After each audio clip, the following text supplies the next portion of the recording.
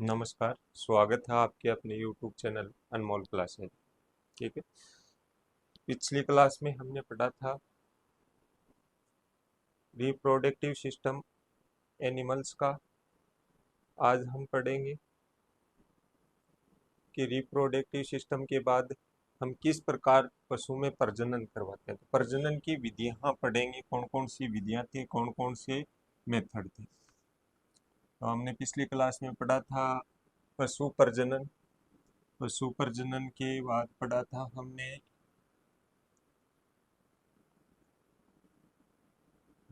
प्रजनन के बाद पढ़ना है मेथड ऑफ एनिमल ब्रीडिंग, या कह सकते हो प्रजनन प्रजनन की विधियां। प्रजनन की विधियां और क्या पढ़ेंगे? प्रजनन की विधियां। अब प्रजनन की विधियां कितनी थी? दो विधियां थी, एक प्राकृतिक और एक कृत्रिम। प्राकृतिक और कृत्रिम। ठीक है, इंग्लिश में बोले तो प्राकृतिक को बोल देंगे नेचुरल और कृत्रिम को क्या बोलेंगे? आर्टिफिशियल। ठीक है। अब कृत्रिम को प्राकृतिक कौन सी होगी? जब हम बेटा नर और मादा दोनों का क्या करवाएंगे? संभोग करवाएंगे। ठीक है, या कह सकते हो फर्टिलाइजेशन करवाएंगे। प्राकृतिक रूप से फर्टिलाइजेशन करवाएंगे, उसको हम क्या कहेंगे? प्राकृतिक। ठीक है। जैसे हम जनरली करते हैं, गाय को किसके पास लेके जाते हैं? सांड के पास लेके जाते हैं ना, वो कैसा हो गया? प्राकृतिक। कैसा है? प्राकृतिक। ठीक है, क्लियर। तो देखो, पहला आता है नेचुरल ब्रीडिंग। कौन सा है? Natural breeding. Natural breeding sexual contact between male and female. ठीक है, sexual contact between male and female, नर व मादा के बीच। मादा के बीच। ठीक है, क्या करवाना? या तो कह सकते हो मेथ्यून, मेथ्यून करवाना। ठीक है, क्लियर। क्या करवाना? मेथ्यून करवाना। क्या कहलाएगा? प्राकृतिक प्रजनन कहलाएगा, या कह सकते हो प्राकृतिक ब्रीडिंग। नेचुरल ब्रीडिंग क्या कहलाता है? प्राकृतिक प्रजनन। प्राकृतिक प्रजनन। क्लियर यहाँ तक? अब बेटा ये प्राकृतिक, अगर प्रजनन की हम बात करें तो प्राकृतिक प्रजनन में बहुत सी समस्या है। बहुत सी क्या है? समस्या। जैसे आनुवांशिक जो रोग है उनका स्थानांतरण होने की, या कह सकते हो जेनेटिकली जो डिसऑर्डर है, या कह सकते हो डिजीज है, उसके स्थानांतरण या ट्रांसमिशन होने की संभावना क्या रहती है? ज्यादा रहती है। क्लियर यहाँ तक? ठीक है। दूसरा, एक वर्ष में एक सांड से कम गायों को हम क्या करवा पाते हैं? निषेचित करवा पाते हैं। ठीक है। अगर प्राकृतिक की बात करें तो एक गाय, एक सांड से 100 से कम गायों को, 100 से कम गायों को हम क्या करवा सकते हैं? गर्भित करवा सकते हैं। ठीक है, इससे ज्यादा भी करवा सकते हैं, लेकिन जो शुक्राणुओं की गुणवत्ता चाहिए हमें, वो गुणवत्ता मेंटेन नहीं रहती है। या कह सकते हो कि फिजिक जो बच्चा है उसमें फिजिकल डिसऑर्डर होने की संभावना ज्यादा हो जाती है, जैसे लंगड़ा होना, एक आंख का कम होना। ठीक है, ये संभावना क्या हो जाएगी? ज्यादा हो जाएगी। ठीक है, क्लियर। चलो नेक्स्ट। नेक्स्ट देखो फिर। दूसरा आता है बेटा आर्टिफिशियल ब्रीडिंग। हिंदी में बोलते हैं कृत्रिम, कृत्रिम गर्भाधान। क्या बोलेंगे? कृत्रिम गर्भाधान। ठीक है। कृत्रिम गर्भाधान सबसे पहले एक इटालियन वैज्ञानिक था। ठीक है, उसने किया था 1777 में। कब किया था? ये पूछे किसमें किया था, तो किसमें किया था? सबसे पहले कुत्ते में। किसमें किया था? कुत्ते में। ठीक है, इटालियन वैज्ञानिक था जिसका नाम क्या था? लेजरो स्पेलेंजिन। इसने कब किया था? 1777। कब किया था? 1777। क्लियर यहाँ तक? फिर बात करते हैं कि फर्स्ट एआई। एआई का मतलब बेटा क्या है? इन, क्या है? ए का मतलब क्या है? आर्टिफिशियल। आई का मतलब क्या है? इंसेमिनेशन। क्या है? इंसेमिनेशन। ठीक है ना?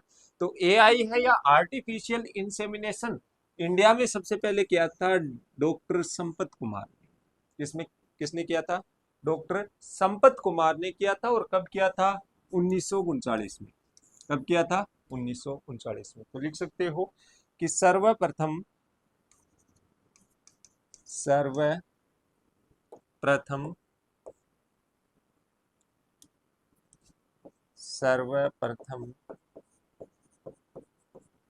कृत्रिम गर्भाधान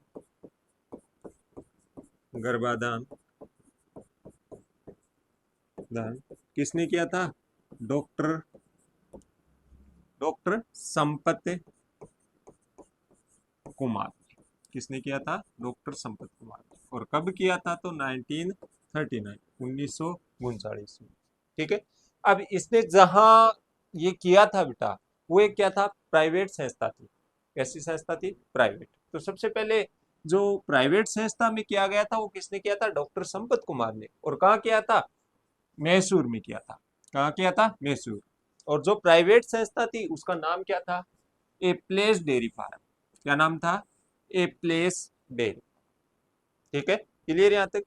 फिर बात करते हैं कि गवर्नमेंट सेक्टर में, ठीक है, या कह सकते हो सरकारी संस्था में सबसे पहले किसने किया था? तो किसने किया था?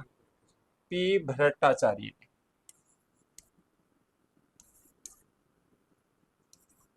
भट्टाचार्य। किसने किया था? पी भट्टाचार्य। किसने किया था? पी भट्टाचार्य। किसने किया था? पी भट्टाचार्य। ये किसमें किया था? गवर्नमेंट सेक्टर में। कहाँ किया था? गवर्नमेंट। चलो नेक्स्ट। चलो, ये तो था बेटा इसकी कुछ जनरल इंट्रोडक्शन। फिर बात करते हैं कि आर्टिफिशियल सीमन में कौन कौन सी प्रोसेस होती है, कौन कौन सी प्रक्रिया हम करते हैं। तो सबसे पहले प्रक्रिया तो क्या होगी बेटा? हमें क्या चाहिए? सीमन चाहिए। क्या चाहिए? सीमन। तो सीमन को क्या करेंगे? एकत्रित, या कह सकते हो कलेक्शन ऑफ सीमन। सीमन का क्या करेंगे? कलेक्शन करेंगे। ठीक है। अब कलेक्शन है, कलेक्शन करने की अलग अलग विधियां होती हैं। क्या होती हैं? अलग। जिसमें सबसे अच्छी विधि है आपकी कृत्रिम योनि विधि या आर्टिफिशियल वेजाइना। कौन सी होती है? Artificial vagina. इसके अलावा अलग अलग विधियां हैं। ठीक है, अलग अलग विधियां हैं। पहली है बेटा पेन कलेक्शन आफ्टर कॉन्टियस। ठीक है। दूसरी है इलेक्ट्रिक शॉक। इसमें क्या करेंगे? एक गुद्दे में तार लगा देते हैं, एक उसके मेल रिप्रोडक्टिव सिस्टम में लगा देते हैं, और इसमें क्या करेंगे? करंट का झटका देते हैं। ठीक है, जिससे पशु है वो क्या कर देगा? सीमन का त्याग कर देता है। क्या कर देता है? सीमन का त्याग। ठीक है। दूसरा आता है वेजाइनल एस्पिरेशन मेथड। ठीक है। फिर चौथा है बेटा breeder bag method. Breeder bag, एक थैला सा होता है, उसको क्या करते हैं? मेल रिप्रोडक्टिव सिस्टम में डालते हैं, और डालने के बाद में क्या करते हैं? सीमन कलेक्ट करते हैं। ठीक है। फिर पांचवा आता है स्पंज मेथड। ठीक है। छठा आता है स्पून मेथड। स्पून बोलते हैं चम्मच को। ठीक है। फिर आता है स्पर्म कलेक्शन मेथड। फिर आता है नेक्स्ट आपका बेटा आर्टिफिशियल वेजाइना। ये इंपॉर्टेंट है, आर्टिफिशियल वेजाइना। नाम याद रखने हैं उनके। ठीक है। कई बार ऑप्शन में नाम दे देता है कि क्वेश्चन पूछ लेगा आपसे कि वीर्य एकत्रित करने की विधि है। चारों तीन ऑप्शन में तीनों नाम दे देगा, तीन मेथड दे देगा आपको, चौथा आपको क्या दे देगा? उपयुक्त सभी। ठीक है। तो आपको कौन सा करना है? उपयुक्त सभी। तो नाम सभी के याद रखने हैं। इंपॉर्टेंट है वो कौन सी है बेटा? आर्टिफिशियल वेजाइना, या इसको क्या कहते हैं? कृत्रिम यौन। क्या कहते हैं? कृत्रिम। ये देखो, ये है, ये क्या है? कृत्रिम यौन। ठीक है, चलिए। अब देखो इस कृत्रिम योनि को देखो, थोड़ा सा एंगल बना हुआ है यहाँ। बना हुआ ना ऐसे? एंगल बना हुआ ना? थोड़ा सा ऐसे एंगल बना हुआ। दिखाई दे रहा है? कि थोड़ा सा दिखाई दे रहा होगा। ठीक है। ये एंगल होता है वो कितने डिग्री का होता है बेटा? 45 डिग्री का। कितना होता है? 45। कितने डिग्री का? 45। फिर बेटा इसके अंदर क्या भरा रहता है? गर्म पानी भरा रहता है। क्या भरा रहता है? गर्म पानी। ठीक है। इस गर्म पानी का टेम्परेचर कितना होगा? 39 डिग्री सेल्सियस। कितना होता है? 39। कितना होगा? 39। क्लियर है यहाँ तक? ठीक है। फिर नेक्स्ट हम बात करें बेटा कितने उम्र के बुल का हम सीमन कलेक्ट करते हैं, या कह सकते हो वीर्य एकत्रित करते हैं। तो कितने ईयर के? 5 से 8 साल का जो बुल होता है उसका हम क्या करते हैं, सीमन कलेक्ट करते हैं। इसके अलावा पूछते हैं कि सीमन के लिए कौन सी सेशन है या ऋतु है वो अच्छी रहती है, कौन सी रहती है, विंटर। कौन सी रहेगी, विंटर। ठीक है, क्लियर। चलो देखो, सबसे पहले तो आप लिखोगे कृत्रिम योनि विधि, फिर लिखना है कृत्रिम योनि का कोण कितना रखते हैं हम, कोण 45 डिग्री। कितना रखेंगे, 45। देखो ये बताया ना यहाँ, कितना रखेंगे, 45 डिग्री। कितना रखेंगे, 45। फिर टेम्परेचर, तो artificial A V, artificial vagina या कह सकते हो कृत्रिम योनि का तापमान, योनि का तापमान, तापमान कितना रखेंगे, भैंस है तो 39 डिग्री से, कितना रखते हैं, 39। कौन है, आपकी भैंस। और गाय है, गाय की अगर बात करें, गाय में कितना रखेंगे, 40, सॉरी 41 डिग्री। कितना रखेंगे, 41। कितना रखते हैं, 41, 41। कितना रखेंगे, 41। क्लियर, दोनों याद कर लोगे। वैसे अगर देखें, एवरेज देखें तो कितना हो जाएगा, 39 से 41 दोनों में। अगर हम देखें तो कितना हो जाएगा, 39 से 41। ठीक है, क्लियर यहाँ तक। चलो फिर नेक्स्ट अगर बात करें age of bull for semen collection, तो वीर्य एकत्रित करने के लिए सांड की आयु, सांड की आयु। एक याद रखना बेटा, सांड और बैल दोनों में अंतर होता है, अलग अलग होंगे दोनों। ठीक है, सांड कब बोलोगे, जब उसको प्रजनन के लिए उपयोग में लेते हैं तो हम क्या बोलेंगे, सांड। ठीक है ना। और अगर आपने कृषि कार्य के लिए यूज में लिया है नर को, तो उसको क्या बोलेंगे, बैल। याद रखोगे ये चीज। ठीक है ना। देखो गांव में पहले घूमता था, उसको तो ऐसे बोलते थे सांड। उसका काम क्या था, गांव में जितनी भी गायें थी उनको क्या करवाना है, उसका प्रजनन करना या उनको गर्भित करवाना है। और जिनको हल जोतने के लिए, गाड़ी खींचने के लिए उपयोग में लेते थे, उसको क्या बोलते थे, बैल बोलते थे ना। ठीक है, चलो आगे नेक्स्ट। नेक्स्ट है फिर वीर्य एकत्रित करने के लिए, एकत्रित करने के लिए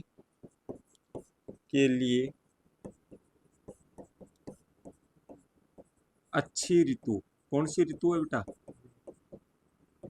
कौन सी है, शीत ऋतु। कौन सी है, शीत ऋतु। ठीक है, best session of collection, semen collection कौन सा है, सीमन कलेक्शन। यहाँ क्या लिखोगे, सीमन कलेक्शन। ठीक है, सेशन ऑफ सीमन कलेक्शन कौन सा है, विंटर। कौन सा होगा, विंटर। ठीक है, अब नेक्स्ट बात करते हैं कि कौन से एनिमल में कितना वीर्य अपने को मिलेगा, कितना सीमन मिलेगा। ठीक है, तो सबसे पहले बात करते हैं गाय और भैंस की। तो गाय और भैंस में से कितना मिलता है, 5 से 8 ml, 5 से 8 ml। ठीक है, अगर ये पूछे कितना हम कृत्रिम विधि में काम में लेते हैं, तो कितना लेते हैं, 0.5 से 1 ml। 0.5 से कितना लेंगे, 1 ml कृत्रिम गर्भाधान में हम वीर्य को काम में लेते हैं। ठीक है, फिर नेक्स्ट बात करते हैं सिप और गोट में कितना मिलता है अपने को, तो कितना मिलेगा, 1 से 2 ml। इतना याद रखोगे। बकरियों में हमेशा कृत्रिम गर्भाधान में वीर्य की कम मात्रा यूज में लेते। ठीक है ना, कितने लेते हैं, 0.5। बड़े पशुओं में क्या लेंगे, ज्यादा। ठीक है ना, क्लियर। फिर नेक्स्ट बात करते हैं हेन, या इसको क्या कहेंगे, मुर्गी। मुर्गी में कितना मिलता है, 0.5 से 1 ml। ठीक है, ये हो गई आपकी भेड़, और ये क्या हो गई, बकरी। भेड़ और बकरी, इसको तो कह देंगे गाय, और ये क्या हो गई, भैंस। ये हो गई भेड़, और इसको हम क्या कह देंगे, बकरी। इसको मुर्गी, क्या कहेंगे, मुर्गी। ठीक है, क्लियर यहाँ तक? चलो आगे। चलो नेक्स्ट आता है बेटा सीमन टेस्टिंग। सीमन एकत्रित करने के बाद में उसका क्या करेंगे, टेस्ट करेंगे कि वो सही है या नहीं है। ठीक है, तो सीमन टेस्ट के लिए हम अलग अलग मेथड यूज में लेते हैं। एक तो लेते हैं सूक्ष्मदर्शी। सूक्ष्मदर्शी से हम क्या करेंगे, सीमन को देखेंगे। सीमन का कलर अगर क्रीमी है तो वो सही है। ठीक है, उसका गाढ़ापन देखते हैं। ठीक है, डेंसिटी है, उसकी प्योरिटी देखते हैं, मोबिलिटी देखते हैं स्पर्म की। ये चीजों के आधार पे हम सीमन का क्या करते हैं बेटा, टेस्ट करते हैं। ठीक है, तो पहला आता है बेटा रिलेटिव डेंसिटी ऑफ सीमन। ठीक है, रिलेटिव डेंसिटी कितनी होनी चाहिए, 1.035। जैसे मैंने दूध की बताई थी आपको, बताई थी ना, गाय की अलग बताई थी, भैंस की। वैसे सीमन की भी क्या है, डेंसिटी है, या कह सकते हो अपेक्षित घनत्व। अपेक्षित घनत्व, सीमन का अपेक्षित घनत्व, या कह सकते हो वीर्य का अपेक्षित घनत्व कितना होता है, 1.035। कितना होगा, 1.035 होता है। चलिए फिर बात करते हैं पीएच। अगर हम देखें तो पीएच 6.7 किस में होती है, काऊ में। ठीक है, काऊ गाय के नर की अगर हम बात करें तो उसके वीर्य में पीएच कितनी होती है, 6.7। क्लियर यहाँ तक? फिर बात करते हैं अदर एनिमल्स में, तो उसमें कितनी होती है, 6.7 से 7। ठीक है, और अच्छी पीएच जो मानी जाती है, अच्छी पीएच वो कितनी मानी जाती है बेटा, 6.2 से 7।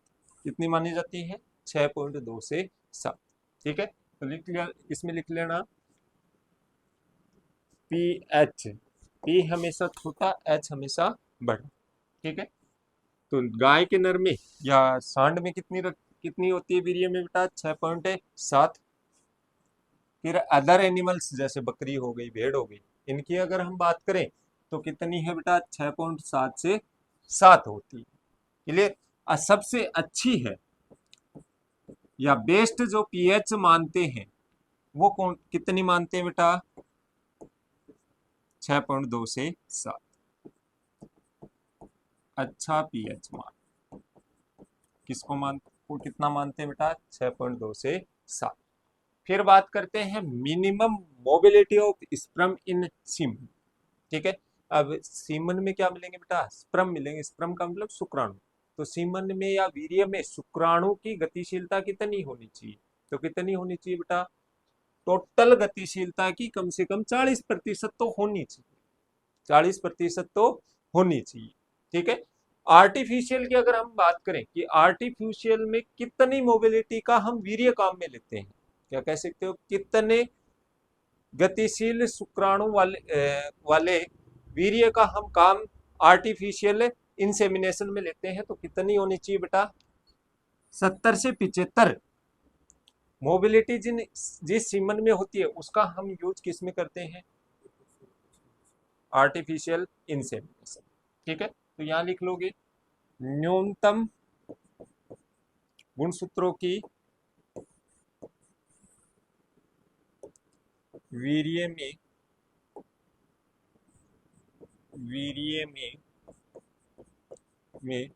गुणसूत्रों की, सॉरी शुक्राणुओं की, गुणसूत्रों की नहीं, शुक्राणु शुक्राणुओं की शुक्राणुओं की न्यूनतम गतिशीलता। न्यूनतम गतिशीलता कितनी होनी चाहिए बेटा, 40%। इससे अगर कम है तो वो वीर्य काम का नहीं, इतना ही तो होनी ही चाहिए। ठीक है, दूसरा आता है कृत्रिम,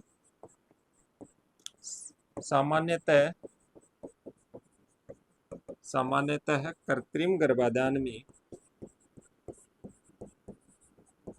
दहन में उपयोग लिए जाने वाले वीर्य में लिए जाने वाले वीर्य में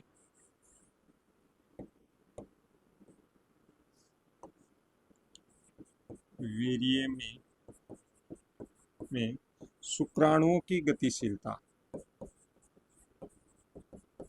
शुक्राणुओं की गतिशीलता होती है।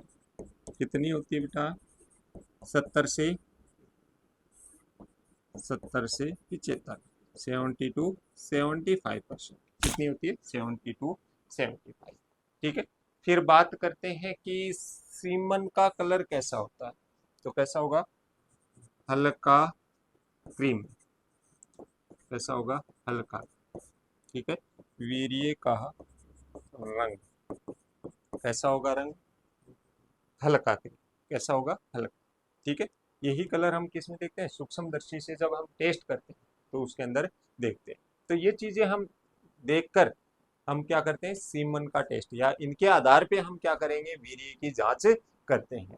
ठीक है। अब वीर्य की जांच की अगर बात करें तो पहला आता है बेटा BBC test, bromide blue catalase test. Bromide blue catalase, short में बोलते हैं बीबीसी टेस्ट। क्या बोलेंगे? बी बी सी जांच या टेस्ट। ठीक है। बीबीसी जांच। ठीक है। अब बीबीसी जांच किसके लिए करते हैं? तो एक तो करते हैं बेटा वीर्य की शुद्धता के लिए।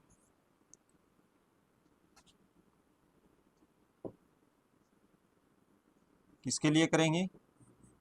वीर्य की शुद्धता के लिए। तो BBC test, BBC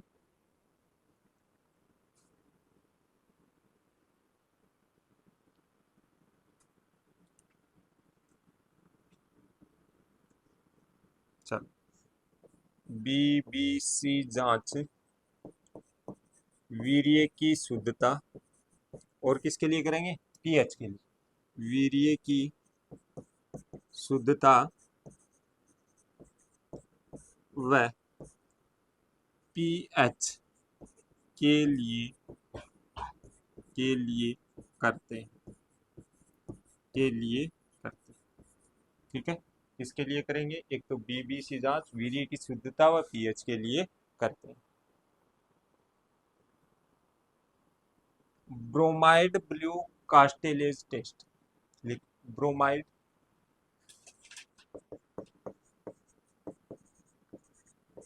blue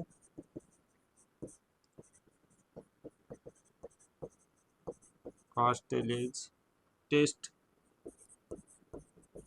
catalase test.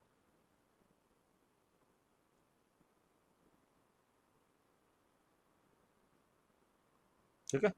चलो फिर नेक्स्ट बात करते हैं बेटा, दूसरा टेस्ट आता है methyl blue reductase test. Methyl blue reductase test, जिसको हम क्या बोलेंगे शॉर्ट में? MBR। क्या कहते हैं? MBR। ठीक है। वो टेस्ट तो कर रहे थे हम किसके लिए? प्योरिटी और पीएच के लिए, वीर्य की शुद्धता और पीएच के लिए। ये टेस्ट किसके लिए करेंगे बेटा? मोबिलिटी के लिए। किसके लिए करते हैं? मोबिलिटी के लिए। किसके लिए करेंगे? मोबिलिटी के लिए।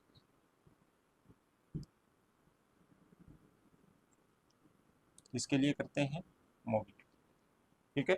अब देखो ये किसके लिए कर रहे हैं? मोबिलिटी। मोबिलिटी को हिंदी में क्या बोलते हैं? गतिशीलता। क्या बोलते हैं? गतिशीलता। तो शुक्राणुओं की जो गतिशीलता है उसके लिए कौन सा टेस्ट करेंगे बेटा? MBR। दूसरा टेस्ट करते हैं number of sperm in semen. Semen में स्पर्म के कितने नंबर है या शुक्राणु कितने हैं, शुक्राणुओं की संख्या के लिए कौन सा टेस्ट करेंगे हम? MBR। कौन सा करते हैं? MBR टेस्ट करते हैं। क्लियर यहाँ तक? ठीक है। फिर आता है नेक्स्ट स्टेप, कौन सा लेंगे बेटा? Dilution of semen. टेस्ट कर लिया, वीर्य अच्छा था, अब उसका क्या करेंगे? तनुकरण करेंगे। क्या करेंगे? तनुकरण। ठीक है। पहला काम क्या था अपना? क्या करेंगे हम? वीर्य का संग्रहण करेंगे, ये सॉरी एकत्रित करेंगे। क्या करेंगे? एकत्रित। दूसरा उसका टेस्ट करेंगे कि सीमन सही है या नहीं है। ठीक है। ऐसा ना हो कि आपने ऐसे बगैर चेक किए बाजार में भेज दिया हो। ठीक है। बाजार में भेज दोगे तो बहुत सी गायें हैं वो गर्भित नहीं होंगी। अब गर्भित नहीं होंगे तो दूध उत्पादन पे प्रभाव पड़ेगा, पड़ेगा ना। तो उससे पहले हम क्या करेंगे? जांच करेंगे। जांच में अगर उसमें अच्छी संख्या में गुणसूत्र है, मोबिलिटी भी अच्छी है, 40% से अधिक है, ठीक है, या कह सकते हो उसका पीएच है वो 6.2 से 7 है तो वो वीर्य क्या है, अच्छा है, उसको बाजार में बेच सकते हो। अगर उससे कम है तो उस वीर्य को हम क्या कर देते हैं, नष्ट कर देते हैं। ठीक है, तो हमने क्या कर ली, जांच कर ली, जांच करने के बाद उसका क्या करेंगे, तनुकरण करेंगे। वीर्य गाढ़ा होता है उसको क्या बनाएंगे, पतला। क्या बनाएंगे, पतला। ठीक है, अब पतला बनाने के लिए बेटा एक तो अंडे की जर्दी हम काम में लेते हैं, या अंड पित्तक जिसको हिंदी में बोलते हैं, एग या, क्या बोलते हैं, एग या। ठीक है, ग्लिसरॉल हम काम में लेते हैं। ग्लिसरॉल क्या होता है, शुक्राणुओं को टूटने नहीं देता। क्या नहीं देता, टूटने नहीं देता। ठीक है, सामान्य तो जो हम यूज में लेते हैं एग याक, या कह सकते हो अंड पित्तक, और ग्लिसरॉल हम क्या लेते हैं, काम में लेते हैं। ठीक है, चलो देखो, सबसे पहले है 5 types of diluters are use to dilute semen. ठीक है, तो वीर्य का तनुकरण तनुकरण करने के लिए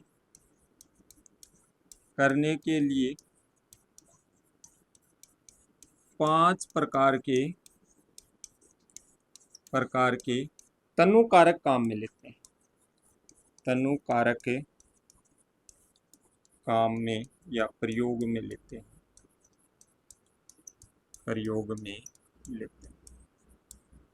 कितने प्रकार के लेंगे, 5 प्रकार के। कौन कौन से हैं देखो, सामान्यतः जो यूज में लेंगे वो कौन सा, पहला एगियाक और ग्लिसरॉल। पहला कौन सा, एगियाक, या हिंदी में बोलते हैं अंडपित्तक। हिंदी में क्या बोलेंगे, अंडपित्तक। ठीक है, दूसरा हम काम में लेते हैं वही अंडपित्तक हो गया या एगियाक हो गया, और दूसरा क्या काम में लेंगे, फॉस्फेट। ठीक है, इसमें याद रखना हमेशा ये क्या काम करता है, शुक्राणुओं को की जो संरचना है उसको बनाए रखता है। शुक्राणुओं की संरचना या स्ट्रक्चर को क्या रखता है, स्टेबल रखता है, संरचना को बनाए रखता है। क्या करता है, बनाए रखता है। कहने का मतलब शुक्राणु की जो संरचना है या स्ट्रक्चर है उसको टूटने नहीं देगा। क्लियर यहाँ तक। फिर नेक्स्ट आता है तीसरा, कौन सा था बेटा, एग याक और सीट्रेट। ठीक है, चौथा है मिल्क डाइल्यूटर्स। ठीक है, मिल्क डाइल्यूटर्स या कह सकते हैं दुग्ध तनुकारक। ठीक है, और पांचवा कौन सा बेटा, ब्लड सीरम। कौन सा है, ब्लड सीरम का हम क्या करते हैं, यूज करते हैं या उपयोग में लेते हैं। ये क्या हो गए बेटा, आपके डाइल्यूटर्स या तनुकारक हो गए। क्या हो गए, डाइल्यूटर्स या तनुकारक। अब एक पॉइंट आता है कि बेटा सीमल डाइल्यूशन रेट इन इंडिया। ठीक है, तो कह सकते हो कि वीर्य की या भारत में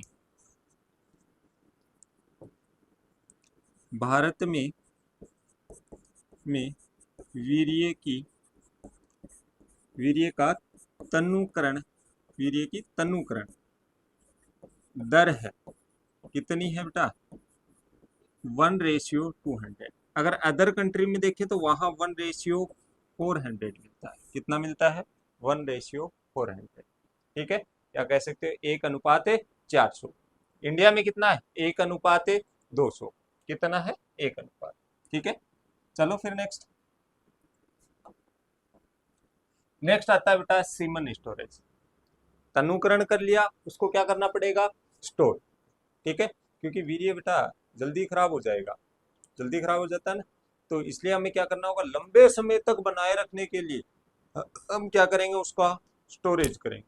ठीक है, अब स्टोरेज करने के लिए हम काम में लेते हैं बेटा सामान्यतः लिक्विड नाइट्रोजन। क्या काम में लेते हैं, लिक्विड। ठीक है, उसको बोलते हैं कार्यो प्रिजर्वेशन। ठीक है, देखते होगे डॉक्टर जो आता है सुई लगाने के लिए आता है, वो एक ड्रम सा रखता है ना, उसमें से गैस सी निकलती है, भाप सी निकलती है ना, वो क्या है बेटा, लिक्विड नाइट्रोजन। और वो क्या है, सीमन का कार्यो प्रिजर्वेशन है। कौन सा प्रिजर्वेशन है, कार्यो प्रिजर्वेशन। ठीक है, चलो पहले देखते हैं सीमन स्टोरेज। अगर हम रूम टेम्परेचर कितना होता है, 25 डिग्री सेल्सियस। ठीक है, 25 डिग्री सेल्सियस को हम क्या कहते हैं, रूम टेम्परेचर। रूम या कमरे के ताप पर हम अगर सीमन को भंडारित करते हैं, कमरे के ताप पर, तो कितने घंटे के लिए स्टोर कर सकते हैं? 5 से 6 घंटे। कितने घंटे के लिए? सॉरी 4 से 6 घंटे के लिए। कितने घंटे के लिए? 4 से 6। ठीक है। फिर अगर बात करें इन विंटर, सर्दियों में अगर हम करते हैं, स्टोर करते हैं वीर्य को, तो वो कितने घंटे तक रह सकता है स्टोर? 8 से 10 घंटे। कितने घंटे? 8 से 10 घंटे। ठीक है। फिर बात आती है कार्यो प्रिजर्वेशन ऑफ ए सीमन। ठीक है, वीर्य का कार्यो प्रिजर्वेशन। ठीक है। अब कार्यो प्रिजर्वेशन में कौन कौन सी गैसें काम में ले सकते हैं? एक तो CO2, एक है लिक्विड नाइट्रोजन। ठीक है, नाइट्रोजन भी एक प्रकार से गैस है। ठीक है। और सारणी में अगर हम पढ़े तो इधर वाले क्या होंगे? मेटल, इधर वाले क्या होंगे? गैस। यही होती है, इधर वाले मेटल, उधर वाले गैस। जैसे हाइड्रोजन हीलियम पे चलेंगे। ठीक है, हाइड्रोजन का तो कोई फिक्स नहीं है स्थान। हाइड्रोजन हीलियम, हीलियम क्या है? गैस है। ठीक है, हीलियम के बाद कौन आता है? हाइड्रोजन हीलियम, कौन आता है? और तीसरे नंबर पे लिथियम। फिर हीलियम, हाइड्रोजन हीलियम इधर आ गया, लिथियम किधर आएगा? इधर आएगा। एक ही तो है, ऊपर है फिर इधर है, फिर इधर से शुरू होंगे, तो कौन आएगा? लिथियम। लिथियम क्या है? धातु है, मेटल है ना? तो ये नाइट्रोजन भी क्या है? गैस है। CO2 भी क्या आपकी गैस ही तो है। ठीक है, तो ये दोनों काम में लेते हैं। अब इनके दोनों के तापमान की अगर बात करें, तो तापमान कितना रहता है बेटा लिक्विड नाइट्रोजन का? 196 डिग्री। कितना रहता है?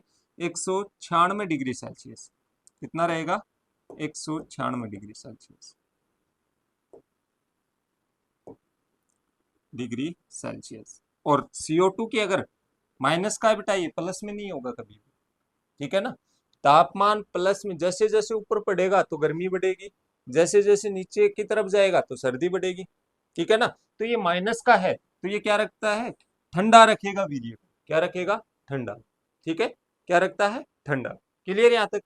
CO2 की अगर बात करें, CO2 का टेम्परेचर कितना होता है? -79 डिग्री सेल्सियस या 79 डिग्री सेल्सियस। ठीक है, क्लियर यहाँ तक? चलो देखो, in this method semen is preserve in liquid nitrogen and CO2। इस विधि में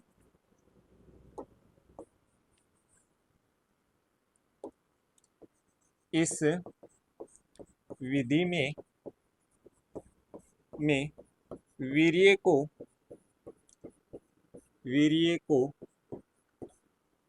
तरल नाइट्रोजन व CO2 में भंडारित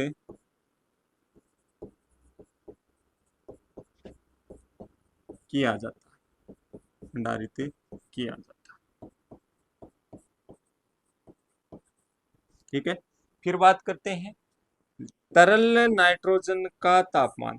तरल नाइट्रोजन का तापमान कितना होता है? Minus 196 degree Celsius. फिर CO2 का तापमान, CO2 का तापमान कितना रखेंगे? -79 डिग्री सेल्सियस। ठीक है, ये क्या रखेंगे बेटा? तापमान। ठीक है, ये देखो, ये है आपका कार्य प्रिजर्वेशन। ऐसा ही ड्रम लेके आता है ना वो, ऐसे देखो, ये एक बाहर निकाल रहा है, ये निकाल रहा है ना, यहाँ क्या लगी रहती है? सीमेंट से भरी हुई ट्यूब लगी रहती है, या कह सकते हो नली जैसी लगी रहती है। उन नलिकाओं में क्या करते हैं? सीमेंट को एकत्रित करते हैं। ठीक है, ये लिक्विड नाइट्रोजन है बेटा, ये लिक्विड नाइट्रोजन है। इसका तापमान कितना? -196 डिग्री सेल्सियस। क्या है? 196 डिग्री। ये जो बाहर जैसे हुक से लगे रहते हैं ना, ये देखो दिखाई दे रहे हैं, इनसे पकड़ के ही उनको क्या करते हैं? बाहर निकालते। बाहर निकालने के बाद में वो क्या करता है? उसको गर्म पानी में डालता है, ताकि वो क्या हो सके? गर्भाशय में छोड़ने लायक हो सके। जम जाएगा ना 196 डिग्री सेल्सियस, बहुत होता है 196, वहां जम जाएगा ना सीमन, तो उसको क्या करते हैं? फिर से लिक्विड में चेंज करते हैं। ठीक है, क्लियर यहाँ तक? चलो आगे। चलो तो देखो, अगर इसको हिंदी में पूछे तो इसको क्या कहेंगे? वीर्य का भंडारण। वीर्य का भंडारण। वीर्य का भंडारण। ठीक है, क्लियर? चलो आगे। चलो नेक्स्ट देखो, फिर आता है इसके बाद हम क्या करेंगे, भंडारण कर लिया, बाजार में बेच दिया, अब क्या करेंगे, आर्टिफिशियल इंसेमिनेशन, या कह सकते हो कृत्रिम गर्भाधान करेंगे। क्या करेंगे, कृत्रिम गर्भ कृत्रिम गर्भाधान। ठीक है। अब देखो, कृत्रिम गर्भाधान करेंगे तब कुछ सावधानियां रखेंगे हम। ठीक है, कुछ क्रिया भी हमें करनी होगी, किस प्रकार हम कृत्रिम गर्भाधान करेंगे। तो सबसे पहले जर्नल चीजें अगर हम देखें तो पहला है life span of egg in cows reproductive organ. ठीक है, अंडाणु है, अंडाणु मादा मादा के जनन तंत्र में कितने समय तक जीवित रहता है, कितने समय तक जीवित रहता है। ठीक है, कितनी लाइफ साइकिल पूरा करेगा, कितना जीवन चक्र होता है इसका, तो कितना होगा बेटा, 120 घंटे। 120 घंटे तक क्या रहेगा, अंडाणु है वो मादा के मादा के रिप्रोडक्टिव सिस्टम में क्या रहेगा, जीवित रहता है। तो हम कह सकते हैं अंडाणु का लाइफ साइकिल कितना हो गया, जीवन चक्र कितना हो गया, 120 घंटे। कितना हो गया, 120 घंटे। फिर दूसरा है life span of sperm in cows reproductive organ. ठीक है, स्पर्म शुक्राणु, कौन सा है, शुक्राणु है वो क्या करेगा बेटा, आपका मादा का जो जनन तंत्र है उसमें कितने समय तक जीवित रहेगा या सक्रिय रहेगा, तो कितने समय तक रहता है बेटा, 24 से 30 घंटे तक। कितना, 24 से 30 घंटे तक। फिर है development period of sperm in cows reproductive organ. कह सकते हैं कि विकास विकास की अवस्था कौन सी, कितने घंटे की है मादा के जनन तंत्र में। कह सकते हो शुक्राणु कितने समय तक मादा के जनन तंत्र में विकासशील रहेगा, तो कितने घंटे रहेगा बेटा, 6 घंटे। कितने घंटे, 6 घंटे। ठीक है, क्लियर, लिखो, लिख लो, तो लिखवा रहा हूं, हिंदी मीडियम वाले लिख लो, हिंदी मीडियम वाले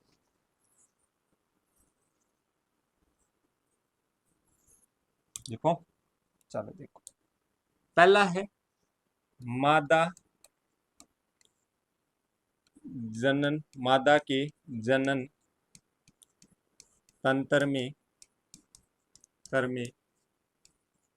अंडाणु का जीवन चक्र अंडाणु की जीवन चक्र अवधि होती है, कितनी होती है बेटा, 120 घंटे। कितनी होगी, 120 घंटे। ठीक है, ये जो डाटा है बेटा वो आपके जो आरबीएससी की बुक है 11th-12th की, उसके अकॉर्डिंग है। ठीक है ना। फिर बात करते हैं स्पर्म की, तो मादा जनन तंत्र में शुक्राणु की शुक्राणु की शुक्राणु की जीवन चक्र अवधि कितनी होगी बेटा, 24 से 30 घंटे। 24 से 30 घंटे। ठीक है, फिर है development period of sperm in cow, तो गाय में शुक्राणु की विकास अवधि कितनी होगी बेटा, 6 घंटे। कितनी होती है, 6 घंटे। क्लियर, ठीक है, दिखाई दे रहा है क्या, चलो।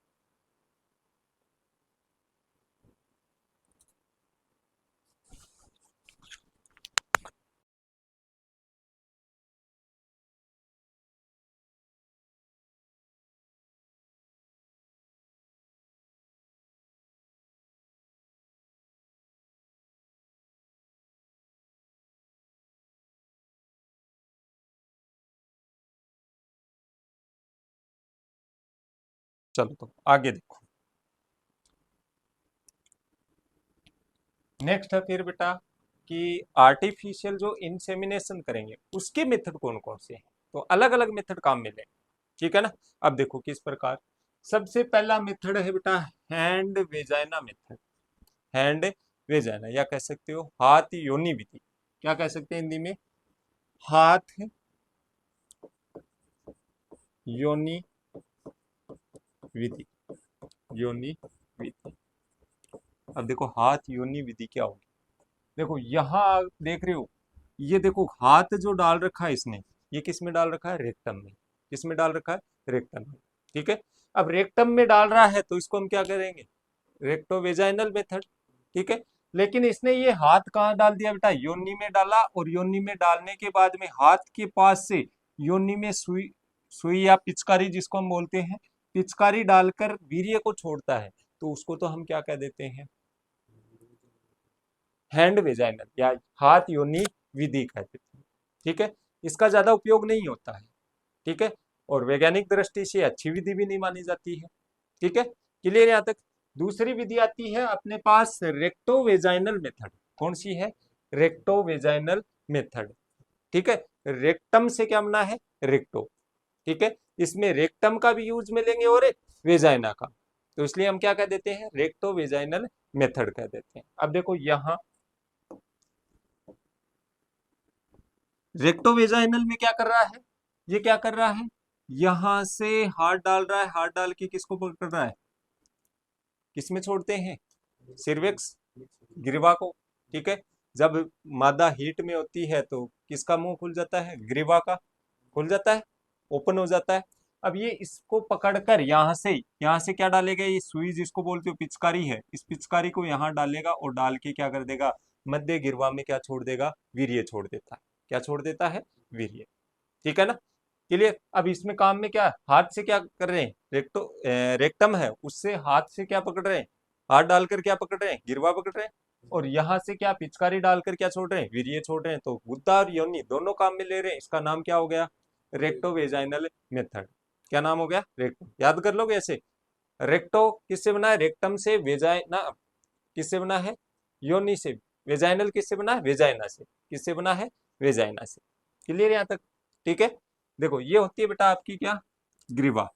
अब देखो ये मध्य ग्रीवा में छोड़ रहा है, यहाँ छोड़ रहा है ना? छोड़ रहा है ना? ये देखो यहाँ इसने पकड़ रखा है हाथ से, और यहाँ क्या डाली? पिचकारी डाली। पिचकारी से क्या करेगा? यहाँ वीर्य को छोड़ देगा। किसको छोड़ देगा? वीर्य को। ठीक है, क्लियर यहाँ तक? चलो नेक्स्ट एक आती है बेटा, इसका जो यूज करते हैं हम, इसका मुख्यतः हम कहाँ यूज, कौन से पशुओं में यूज करते हैं? गाय भैंस में। ठीक है, इस विधि का, इस विधि का विधि का उपयोग गाय व भैंसों में किया जाता है। भैंस में किया जाता है। अगर ये पूछे कि हिंदी में, हिंदी मीडियम वालों की अगर बात करें तो इसको, वैसे तो नाम तो आएगा रेक्टोवेजाइनल मेथड, ज्यादातर ये पूछा जाएगा, हिंदी में लिख देगा रेक्टोवेजाइनल विधि, ऐसे नाम दे देगा। और प्योर हिंदी की अगर बात करें तो इसको कहते हैं गुद्दा योनि विधि। गुद्दा योनि विधि। क्या कहेंगे? गुद्दा योनि विधि। क्लियर यहाँ तक? ठीक है, चलूं आगे, लिख लिया? चलो फिर नेक्स्ट आता है वेजाइनल स्पेकुलम मेथड। ठीक है, अब एक यंत्र काम में लेते हैं। दिख रहा है क्या यंत्र? ठीक है, ये यंत्र काम में लेते हैं और इसका नाम क्या होता है बेटा? Vaginal speculum. Vaginal speculum. ठीक है, अब इस विधि में क्या होगा? देखो ये डॉक्टर है, ये ऐसे देखो लाइट लगा रखी है, ऐसे लग रहा है ना कोयले की खान का मजदूर है ना? ऐसे लग रहा है कोयले की खान का मजदूर। ये कोयले की खान का मजदूर नहीं है बेटा, ये क्या है? डॉक्टर है। ठीक है, ये क्या कर रहा है? भेड़ बकरियों में क्या कर रहा है? जैसे यहाँ बकरी है, इस बकरी में क्या कर रहा है? ये कृत्रिम गर्भाधान कर रहा है, या सीमन को, वीर्य को क्या कर रहा है? स्थानांतरित। अब इसमें क्या करेंगे? ये वेजाइनल, सॉरी स्पेकुलम है, ये किस में डाल देंगे? पशु की वेजाइना में डाल देते हैं। किस में डाल देंगे? वेजाइना में। अब देखो यहाँ इसने वेजाइना में डाल रखा है। ठीक है, अब यहाँ ऊपर सर पे टॉर्च लगा रखी है, और इस टॉर्च की सहायता से देखकर, और इस बकरी की जो गिरवा है, उस गिरवा में क्या छोड़ेगा बेटा? ये वीर्य छोड़ता है। क्या छोड़ता है? वीर्य। ठीक है, क्लियर यहाँ तक। ये ज्यादातर भेड़ और बकरियों में काम में ली जाती है विधि। किसमें काम में ली जाती है? भेड़ और बकरियों में।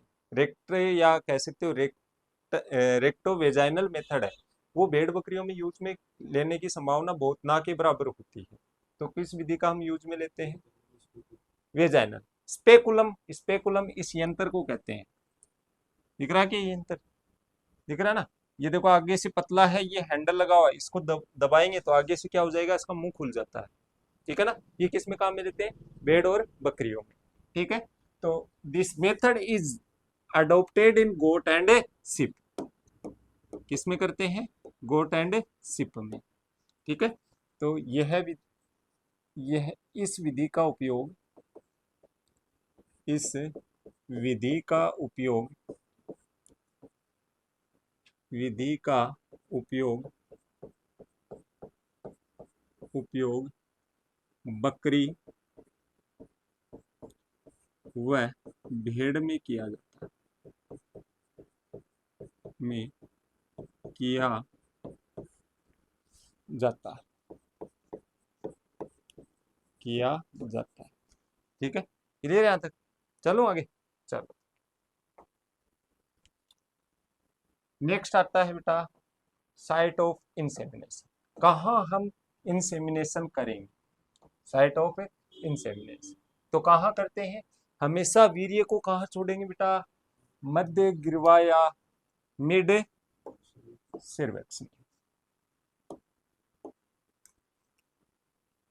कहाँ छोड़ेंगे? पशुओं में वीर्य को मध्य गिरवा में छोड़ दें, में छोड़ दें। जैसे इस डायग्राम में देख रहे होगे आप, देख रहे हो क्या? ये क्या है बेटा? इसकी सिर्वक्स या ग्रीवा। ये क्या है? ग्रीवा। और इस ग्रीवा के कौन से भाग में? मध्य भाग। कौन से भाग में छोड़ेंगे? मध्य, मिड में छोड़ेंगे। क्लियर यहाँ तक? ठीक है। चल ठीक।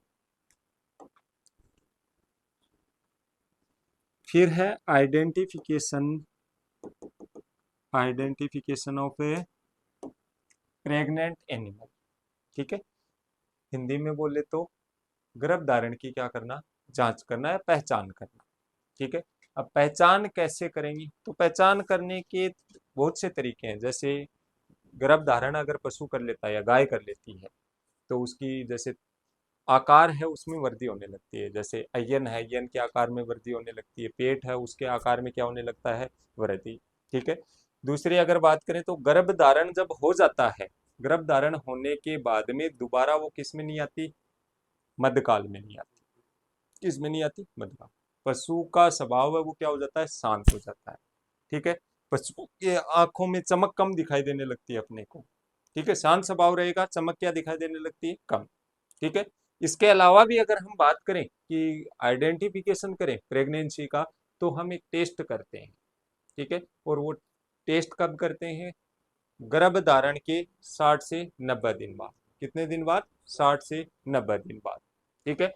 चलो सबसे पहले एनिमल डू नॉट मेस्ट्रेट अगेन, कहने का मतलब पशु दोबारा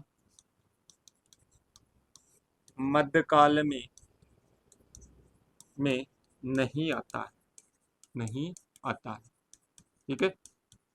अब बात करें मध्यकाल की, गायों में, गाय भैंस में आपको देखना है या बकरी में देखना है। ठीक है। तो मध्यकाल अवधि कितनी होती है बेटा? मध्यकाल चक्र की कितना होता है? 2 मध्यकाल अवधियों के बीच के समय को हमने क्या कहा था? मध्य चक्र कहा था। तो कितने दिन का होता है? 21 दिन। अब 21 दिन के बाद हमें पता चल सकता है अगर दोबारा वो मध्यकाल में आ रही है तो पशु क्या नहीं हुआ है? प्रेग्नेंट नहीं हुआ है, या कह सकते हो गर्भ धारण नहीं किया है। ठीक है, क्लियर? तो पहला तो ये हो गया कि पशु किस में नहीं आएगा? मध्यकाल में। ठीक है।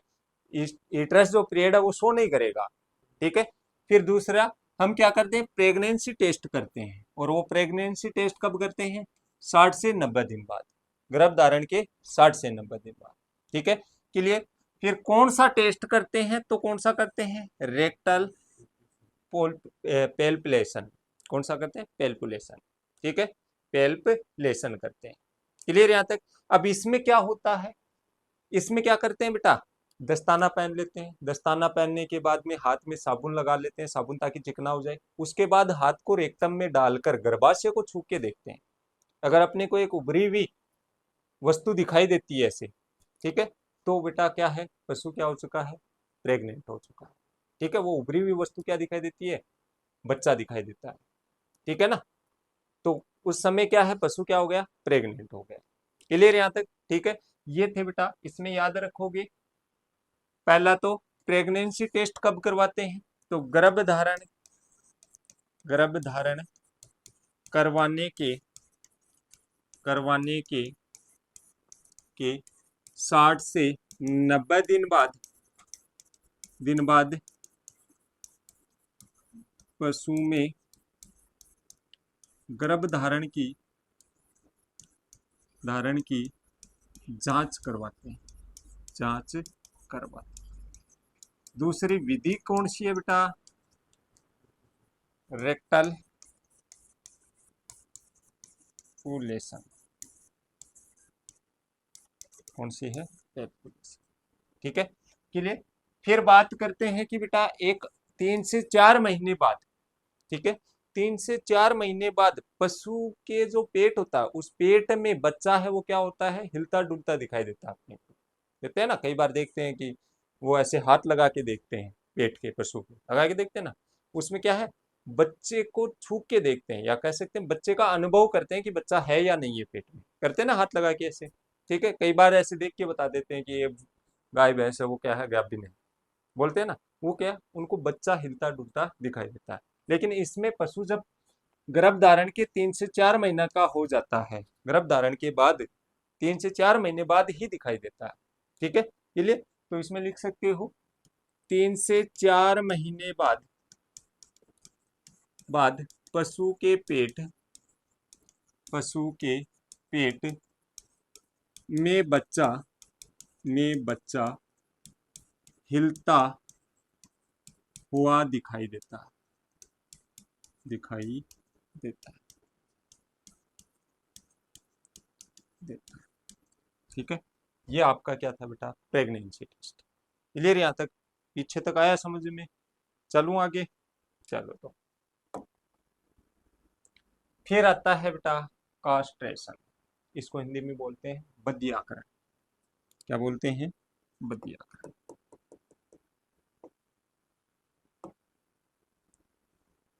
क्या बोलेंगे, बधियाकरण। ठीक है, बधियाकरण क्या होगा बेटा, हम क्या करेंगे, नर पशु का, इसका नर पशु का जो वर्षण था, टेस्टिस था, ठीक है, टेस्टिस था, या तो उसको निकाल देंगे या क्या कर देंगे, निष्क्रिय कर देंगे, या तो निकाल देंगे या क्या कर देंगे, निष्क्रिय कर देते हैं। ठीक है, उसको हम क्या कहते हैं, बधियाकरण। ठीक है, बधियाकरण की अगर बात करें तो बेटा कौन से पशु में बधियाकृत किए हुए पशु को किस नाम से हम जानते हैं, तो सबसे पहले आता है बेटा cow and buffalo. Cow and buffalo, गाय और भैंस का जो बच्चा है उसको हम क्या कहते हैं बेटा, बुल्क। क्या कहेंगे, बुल्क। सिप का है उसको क्या कहते हैं, वीडर। गोट है उसको क्या कहते हैं, बक या वे, क्या कहेंगे, वेदर। हैन है तो उसको क्या कहते हैं, केपेन। क्या कहते हैं, केपेन। ठीक है, एक पूछा जाता है कि बधियाकरण का सबसे अच्छा समय कौन सा है, सबसे अच्छा समय, अच्छा समय तो शरद ऋतु है। शीत ऋतु को बधियाकरण की अच्छा समय माना, शीत ऋतु को क्या माना जाता है, बधियाकरण का अच्छा। कल एक बार दोबारा पढ़ेंगे इसको, आज के लिए इतना ही। ठीक है, धन्यवाद।